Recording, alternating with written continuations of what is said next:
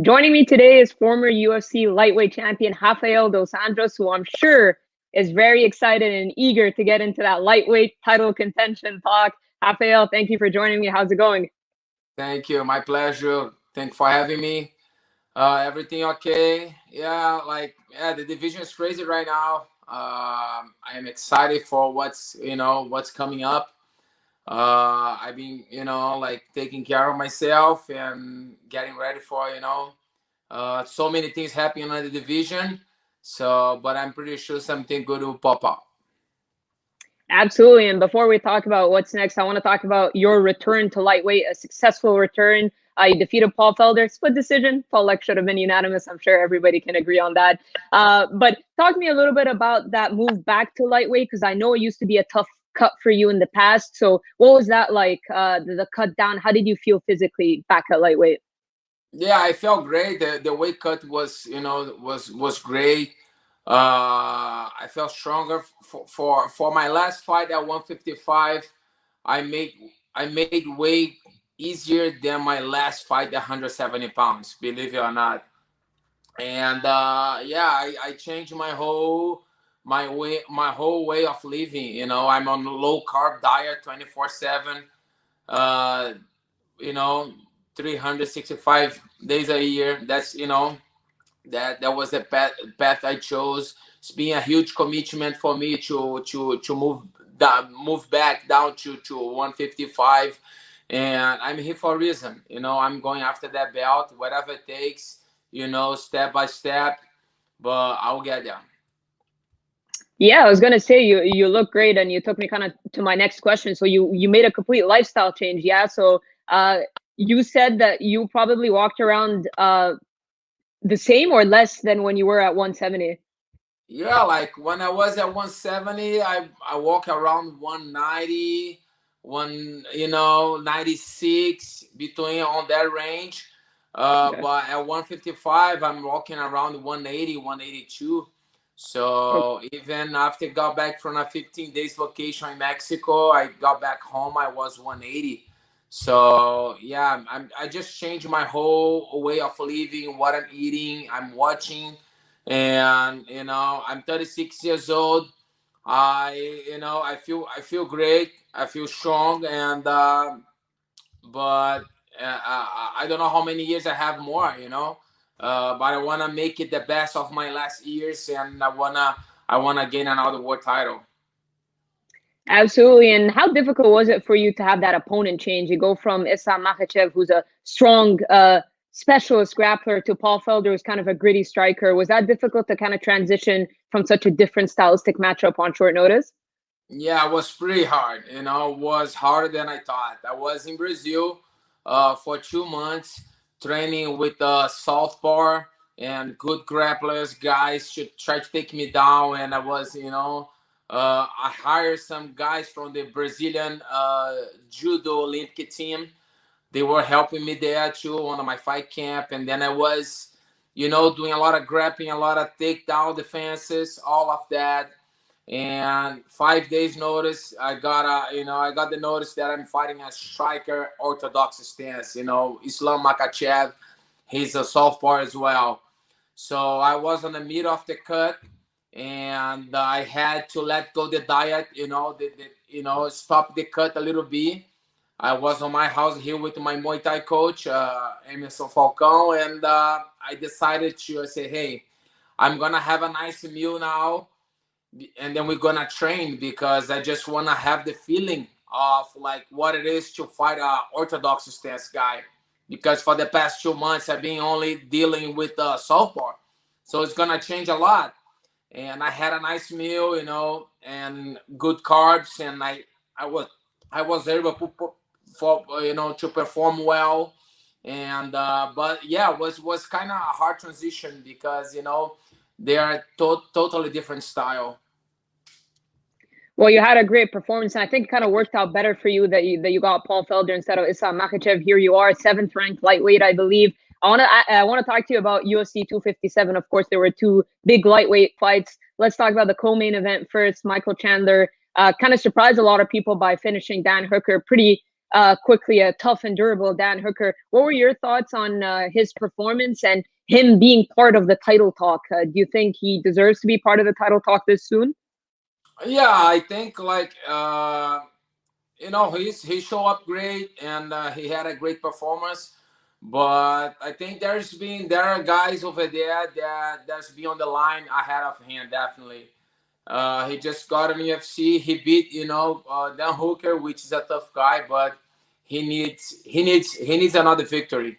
I think there is guys ahead on the line than him. The division is crazy right now. I feel that a lot of these guys they are counting me out.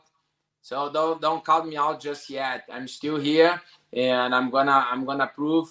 So I'm just a matter of me to getting a good fight, and I'm gonna show up great. I'm sure about it. And Conor McGregor and Poirier, I had that fight like pretty even with like a slight advantage to Conor since he beat Justin before. But man, just coming with a great strategy, took him down, work out the calf kicks a lot, and yeah, mix it up the grappling too. That was a great strategy, good for him. And yeah, that's why I wanted to talk to you, because I felt like you're the guy that maybe people are leaving out of the equation when they're making all these matchups. When you watch the fight between Dustin and Conor, obviously the calf kicks were very successful for Dustin. That's something you do very well. He mixed in the grappling, the calf kicks. When you look at kind of the game plan he had, I know you were booked to fight Conor before, and it's a fight that you said you wanted to have rebooked. When you look at that happen, does part of you kind of think like, man, I know I could have been able to do that if I fought him? Yeah, I believe when I fought Conor, he was on the best, moment of his career, and I was on the best moment of my career. I had the belt at the time, and I was feeling pretty confident at that time, and I was, in a great shape. And like definitely, I think I'm a very bad matchup for Conor, especially for my style, my kicks, and southpaw stance, my grappling skill, my wrestling skills. Definitely, yeah. But that's something that passed already. I think with the results of his last fights, I think our path can cross again. But yeah, but there's so many options right now in that division.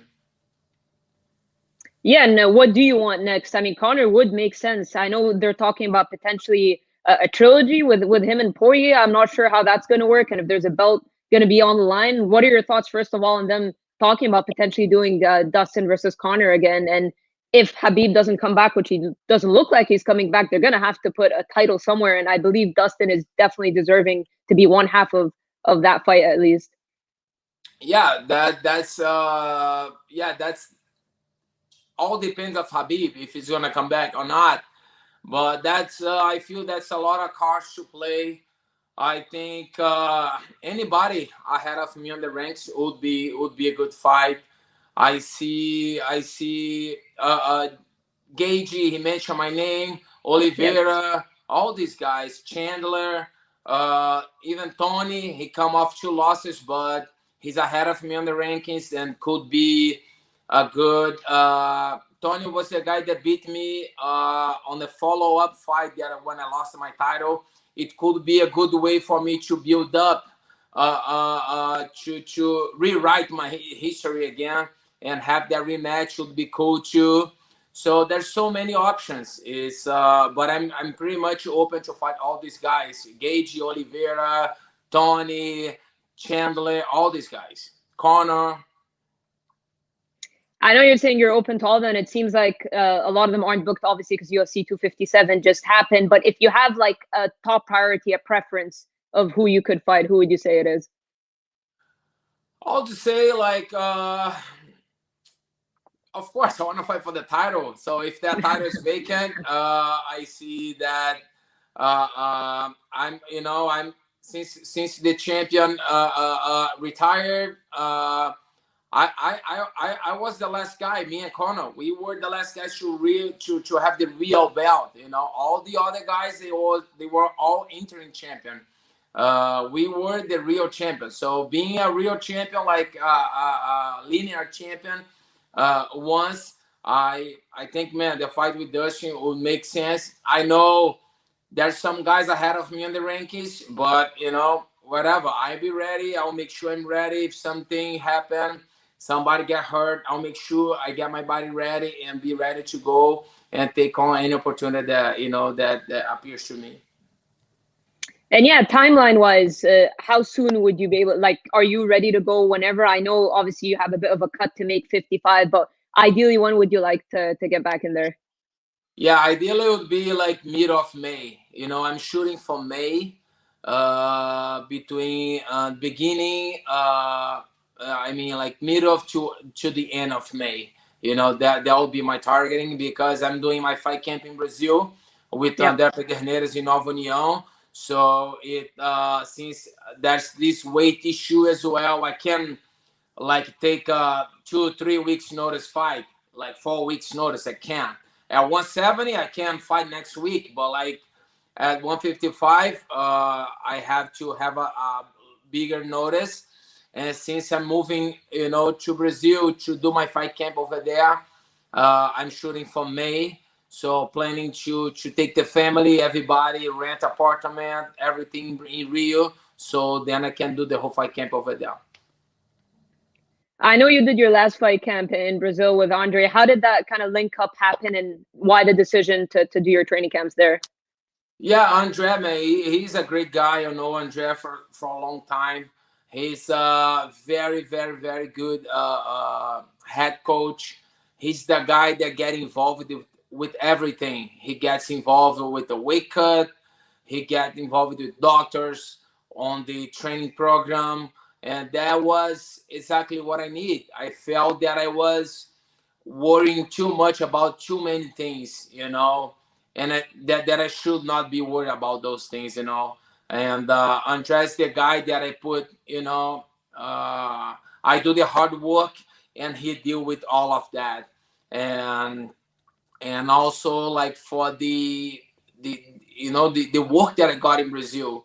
So many guys on that gym, so many killers, and a lot of sparrings, and I need that. That's why I make that decision to go back to Brazil, to go back to my roots. It feels good to go back, park my car and go up a hill, go to the favelas, getting there with those guys, and you know feel like have the feeling that put myself on those guys' shoes again, because I was there once.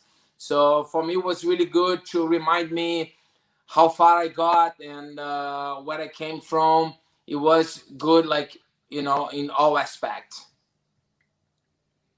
When you look back, any regret moving up to 170? I mean, you fought. When I look at your resume, I don't think there are many fighters that have a murderer's row, like absolute killers. I mean, you fought at 155 and 170, just absolute killers. Any regret moving up to 170? And did you wish that you moved back down to lightweight sooner?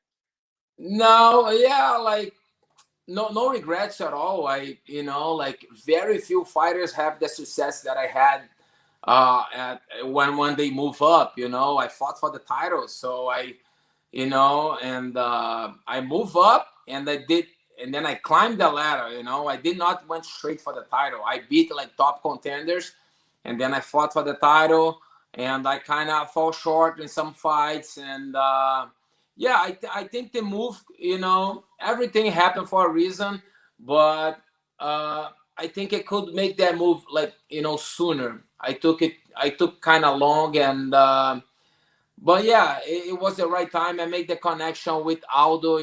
Me and Jose Aldo, we good friends, and when I saw that he dropped to 135, and I heard he was struggling hard to make 145.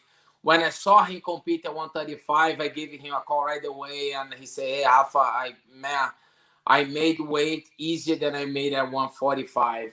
And then I got his nutritionist, his doctor's number, his contact number, and then I flew to Brazil. And so I'm making an investment. I'm investing on my career. So I have a plan to be a champion, and yeah, that's I'm gonna accomplish. And yeah, shout out to that nutritionist, because I think when Aldo said that, when he made that statement, everyone's like, of course not, like, no way, that's crazy. And hey, look, he's looked great at bantamweight, so he's obviously doing something right with you as well. So shout out to him. Yeah, yeah. We've been putting a lot of hard work. Dr. Maria is great, Maria Amelia, and yeah, she's a great person, and she's very smart. She knows what she's doing. Well, shout out to her. My mistake. I'll leave you the couple of last questions before I let you go, and I appreciate your time. I wanted to get your thoughts on Khabib Nurmagomedov. Do you think that he's going to come back? What does your gut instinct think? Do you think he stays retired or he comes back?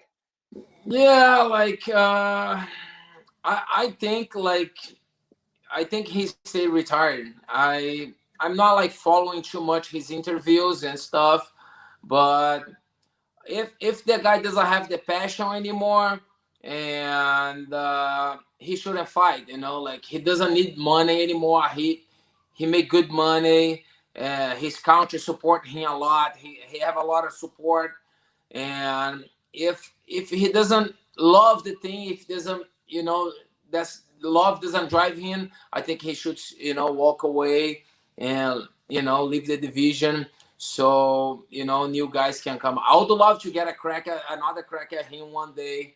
I know, like, you know, I've been getting too much experience throughout those years. I know that I can, you know, I can take him. I'm pretty sure about it. But yeah, that would be great. It would be an honor to fight him again. But yeah, but I don't think he'll come back anymore.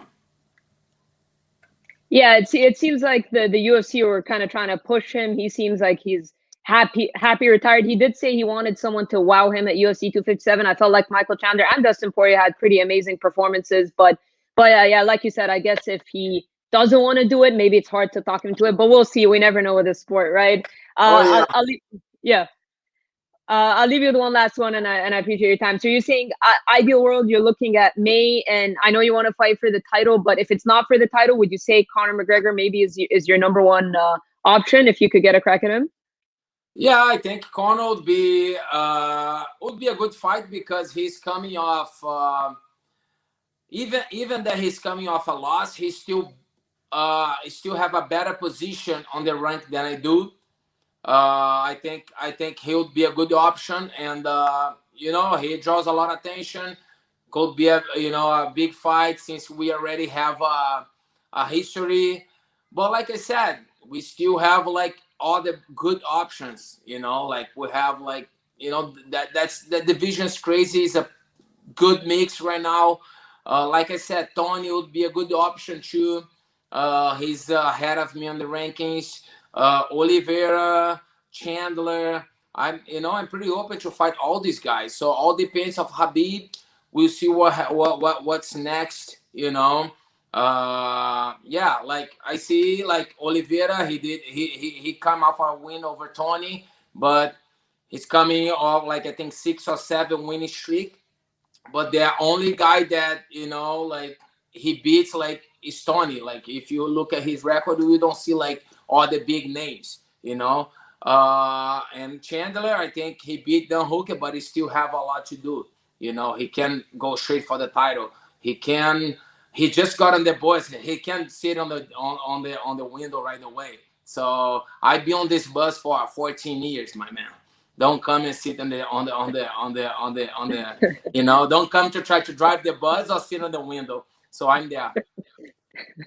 I like it. I like it. Well, like you said, very exciting stuff in the lightweight division. Whatever's next for you, I feel like it's going to be a big one. I mean, you're right in there in the top. Don't forget about Rafael dos Anjos. He's right Oh, there. don't count me out just yet, man. I'm here. I'm here. I'm gonna prove it. You know, I'm patient. You know, like, as always, it took me good. I think I my first UFC fight was back in 2008, and I fought for the title in 2015. So it took me a while. So, but I went there. It's there. It's hanging here. So and then I fought for 170 belt. Now I'm coming back for the 155 strap, and don't count me out just yet. Absolutely. Well, awesome stuff, Rafael. I really appreciate you taking the time. Very much looking forward to see what's next for you, whether in May, sooner or later. But best of luck on whoever you get next. I know it's going to be a big one, so looking forward to it. Thank you. Take care.